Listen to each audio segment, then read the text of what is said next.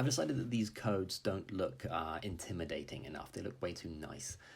So I want you to imagine that you've just been given this without the alphabet and someone said, can you crack this code? Can you figure out what it means? I want it to look as horrible as possible. So one thing I'm going to do, I'm going to change, I don't want to just use these @ symbols all the time. I think that we should just use a random collection of symbols, because then someone trying to decode it might think, oh, I need to know what exactly those symbols mean, whereas we know that they do not. So I'm going to come down to this line here where I insert that symbol, and instead of just hard coding an @ symbol, I'm going to create a list of potential symbols. So I'm going to call them mystery symbols, and I'm just going to give us a list of mystery symbols, and they could be the @ symbol, they could be, I don't know, the pound sign, they could be something really difficult to see like a full stop. And all we're going to do down here is every single time we create a line, I'm going to choose one of those. So we know how to choose at random. We're going to do exactly what we did up here. We're going to use our random module. We're going to do random sample. We're going to say our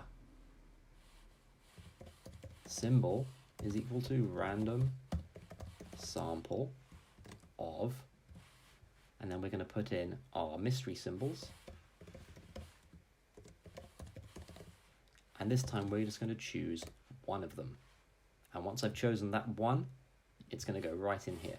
So instead of that hard-coded symbol, we're going to put my symbol variable. Let's give that a go. Oh, we've got a problem here.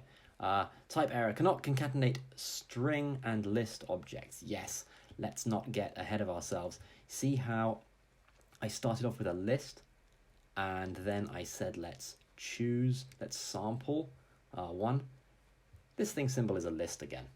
So you've really got to be careful to make sure that you're not trying to put a list into a string. So remember how we turned that list into a string? We had to use join. So I'm just going to say symbol equals empty string join symbol. And now we should be fine. Yes, that looks far more horrible. Wonderful. And so we can add symbols to this as well. We could have, for example, all kinds of unpleasant things that are difficult to read, but we know how to read them easily. Let's run that.